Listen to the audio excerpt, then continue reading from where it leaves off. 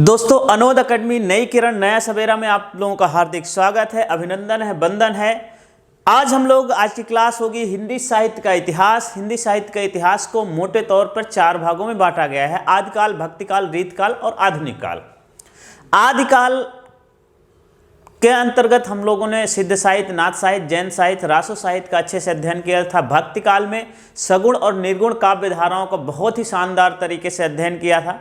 और आज की जो क्लास में सबसे महत्वपूर्ण क्लास है वो है रीतकाल। रीतकाल पर हम दोस्तों अध्ययन करेंगे। इसके बाद आधुनिक काल को हम लोग समझने का प्रयास करेंगे। इसके पहले जितने भी आदिकाल के महत्वपूर्ण वीडियो आज चैनल पे उपलब्ध हैं उसे जरूर देखें। आदिकाल जो हिंदी साहित्य के इतिहास लेखन की परंपरा से लेकर भक्तिकाल तक के वीडियो बहुत ही शानदार वीडियो हैं।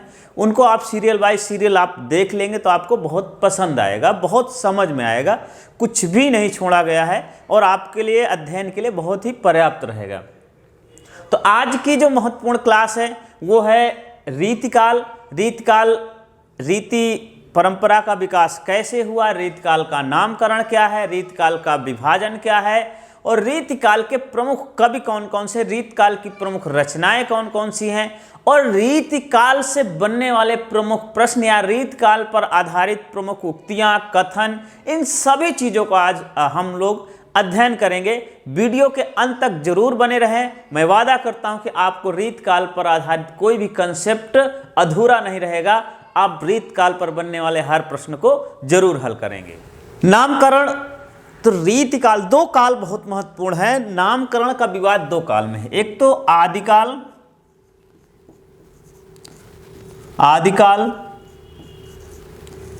और रीतिकाल।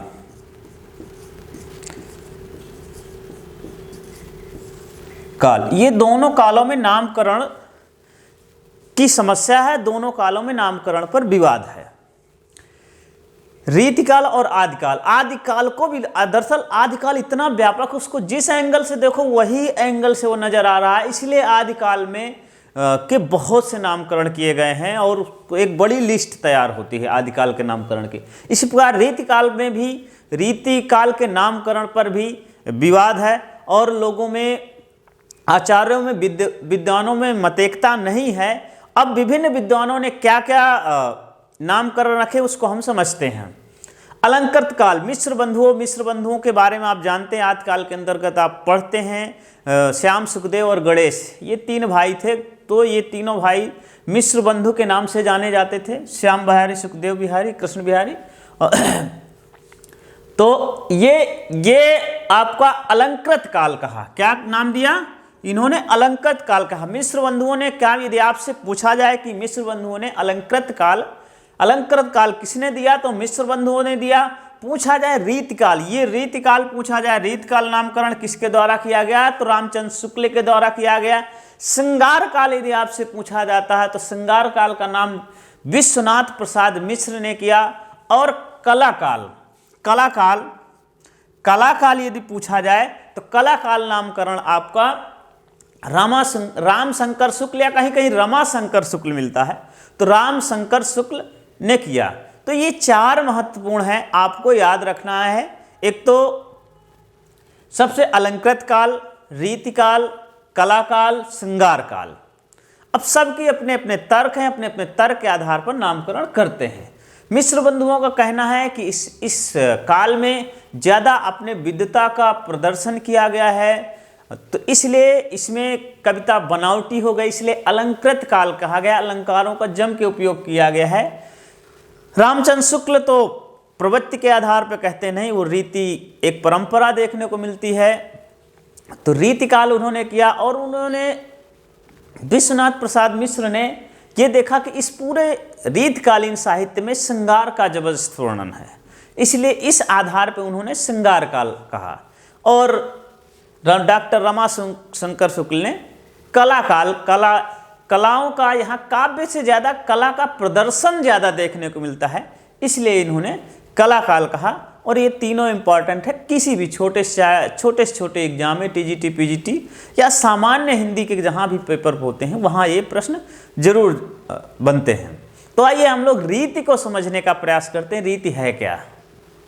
अब प्रश्न ये होता है कि रीति है क्या। रीति शब्द की विभिन्न विद्वानों ने अलग अलग परिभाषा दी है। वैसे यूं देखें कि जो संस्कृत साहित्य काव्य शास्त्रीय परंपरा था उसका काव्यानुवाद के रूप में देखने को मिला है, इसलिए संस्कृत काव्य शास्त्रीय सिद्धांतों का रीति काल में जबरदस्त प्रभाव देखने को मिलता है। एक बात आपको ध्यान रखना, जब हम काव्य शास्त्र पढ़ाएंगे, काव्य शास्त्र का अध्ययन करेंगे, उस समय विभिन्न संप्रदायों को, काव्य शास्त्रीय संप्रदायों को, रस संप्रदाय, अलंकार संप्रदाय, रीति संप्रदाय, वक्रोक्ति संप्रदाय, ध्वनिवादी संप्रदाय, इन सभी संप्रदायों को हम लोग अध्ययन करेंगे। लेकिन अभी रीति शब्द की विभिन्न विद्वानों की क्या व्याख्या दी उसको हम समझते हैं। वामन ने विशिष्ट पद रचना रीति के नाम से कहा कि रचना, काव्य रचना करने के एक तरीके को हम लोग रीति कहते हैं। कुंतक ने प्रस्थान बिंदु के रूप में, ये वक्रोक्ति संप्रदाय के प्रवर्तक हैं आचार्य कुंतक, तो कुंतक ने प्रस्थान बिंदु के रूप में रीति शब्द की व्याख्या की। भोज ने काव्य का मार्ग कहा है। भोज के अनुसार रीति क्या है? काव्य का मार्ग है। और चिंतामणि ने काव्य का स्वभाव कहा है। देव ने काव्य का द्वार कहा है। इन विभिन्न विद्वानों ने, यद्यपि रीति का मतलब होता है काव्य करने की एक परंपरा, एक काव्य करने की एक शैली, काव्य करने की एक पद्धति, काव्य करने की एक विधि को हम लोग जो है रीति कहते हैं। एक प्रश्न और बनता है दोस्तों कि रीति काल का प्रवर्तक आचार्य कौन है? तो इसमें बहुत मतभेद है, लेकिन प्रश्न विद्वानों के अनुसार पूछ लेता है तो सब ये विवादित रूप से है कि हमें रीत काल की परंपरा का प्रवर्तक केशव को मानना चाहिए।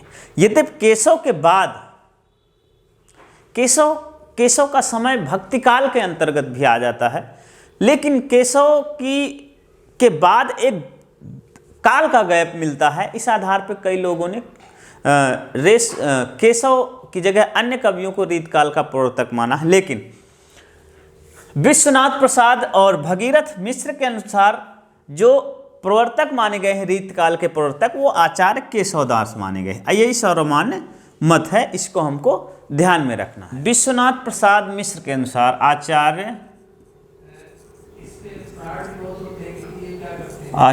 विश्वनाथ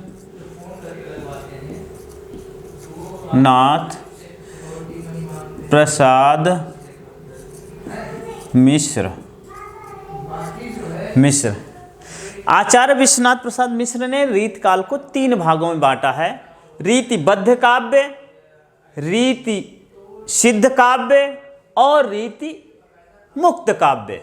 रीतिबद्ध काव्य वो काव्य होता है, देखो रीति काल में संस्कृत काव्य शास्त्र का जबरदस्त प्रभाव है उसको, और जिन विद्वानों ने, जिन आचार्यों ने काव्य लक्षणों को परिभाषित किया, रीतकालीन काव्य शास्त्रीय ग्रंथों को काव्यानुवाद किया, रीत जो काव्य शास्त्र उसका हिंदी अनुवाद किया, ऐसे कवियों को हम लोग रीतिबद्ध काव्य कहते हैं। रीति परंपरा से बंधे हुए हैं, लक्षण ग्रंथों की रचना की है, ऐसे कवियों को हम लोग रीतिबद्ध काव्य के अंतर्गत रखते हैं, ऐसे काव्य को। और इन आचार्यों में प्रमुख रूप से जो आते हैं केशवदास जी हैं, चिंतामणि हैं, मतिराम हैं, देव हैं, रसलीन है, भूषण है, कुलपति मिश्र हैं, पद्माकर हैं और बहुत ढेर सारे कवि हैं। एक लंबी श्रृंखला है रीतबद्ध, और इनमें सबसे ज़्यादा प्रमुख विशेषता अपने पांडित्य का प्रदर्शन है। पांडित्य का प्रदर्शन है,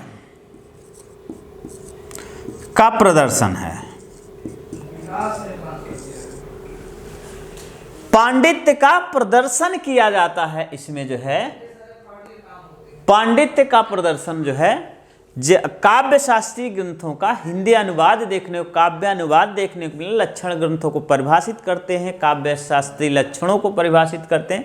इसे ऐसे ग्रंथों को हम लोग रीतिबद्ध काव्य के अंतर्गत लाते हैं। दूसरा विभाजन दोस्तों है रीति सिद्ध काव्य। तो ऐसे कवि जिन्होंने लक्षण ग्रंथों की रचना तो नहीं की है, लेकिन लक्षण ग्रंथों की परंपराओं का, लक्षण ग्रंथों के सिद्धांतों का अपने काव्य में प्रयोग किया है, ऐसे कवि रीति सिद्ध काव्य के नाम से जाना जाता है। रीति सिद्ध कवि के नाम से जानते हैं इन कवियों को। तो रीत सिद्ध कवि कौन कौन से हैं? प्रमुख रूप से जो सर्वप्रथम शिरोमणि कवि हैं बिहारी जी हैं, और सेनापति हैं, रसनिधि हैं, द्विजदेव हैं। रीत मुक्त काव्य, रीत मुक्त काव्य जो रीत परंपरा से मुक्त है, वास्तव में जन काव्य धारा का प्रतिनिधित्व रीत मुक्त काव्य करती है। यदि रीत काव्य की बड़ी विशेषता रीतबद्ध काव्य हैं, तो रीत मुक्त काव्य जन सामान्य के काव्य को आम जन के काव्य को साहित्य के रूप में परिणित करने का काम किया, रीत मुक्त काव्य किया है। इसमें पांडित्य का प्रदर्शन नहीं है, लेकिन अपना जो खुला प्रेम है, अपना जो अनुभूतिजन्य प्रेम है, उसको बेबाक टिप्पणी के साथ इन्होंने प्रस्तुत किया, और पाठक पढ़ने वाला उसमें इतना सराबोर हो जाता है कि आज भी मतलब रीत काव्य का अध्ययन करिए, लेकिन रीत मुक्त काव्य का यदि आपने अध्ययन कर लिया तो आपको लगता है कि सभी काव्य से काफ़ी डेप्थ, काफ़ी गहराई देखने को मिलता है रीति मुक्त काव्य में। और रीत मुक्त काव्य के प्रधान कवि घनानंद माने जाते हैं, और इसके बाद घनानंद, आलम, बोधा, ठाकुर और बहुत कवि हैं, लेकिन प्रधान कवि रीत मुक्त काव्य के घनानंद माने जाते हैं। दोस्तों, रीतिबद्ध, रीति सिद्ध, रीत मुक्त ये काव्य विभिन्न कवियों का वर्गीकरण है, काव्य का वर्गीकरण है। अब हम लोग जो है एक एक काव्य धारा का, उस काव्य धारा के प्रमुख कवि कौन है, उसकी रचनाएं कौन है, इनको हम अच्छे तरीके से अध्ययन करें नेक्स्ट वीडियो में। वीडियो आपको उपयोगी लगा हो तो वीडियो को लाइक करें, शेयर करें और चैनल को सब्सक्राइब जरूर करें। और यदि आपको पसंद आ रहा तो ऐसे वीडियो हमको कमेंट बॉक्स में कमेंट करें, हम नेक्स्ट वीडियो ये श्रृंखला चलती रहेगी। दोस्तों, हमारे नई किरण नया सवेरा में कई सीरीजें चल रही हैं। एक हिंदी साहित्य के इतिहास की सीरीज चल रही है, एक हिंदी ग्रामर की सीरीज चल रही है, हिंदी व्याकरण की सीरीज चल रही है, और एक बहुत ही महत्वपूर्ण भारतीय राज्य व्यवस्था की सीरीज चल रही है, जिसमें हम लोग मूल अधिकारों का अध्ययन कर रहे हैं। एक और महत्वपूर्ण सीरीज चल रही है जो करंट अफेयर की। करंट अफेयर हम लोग ज़्यादा समय लें, 2, 3, 4, 5 मिनट में डेली 4-5 प्रश्न जो बनते हैं महत्वपूर्ण, उनको हम आपको उपलब्ध कराते हैं। तो आशा करता हूँ आपको वीडियो पसंद आया होगा। वीडियो देखने के लिए आपको बहुत बहुत धन्यवाद। जय हिंद, जय भारत।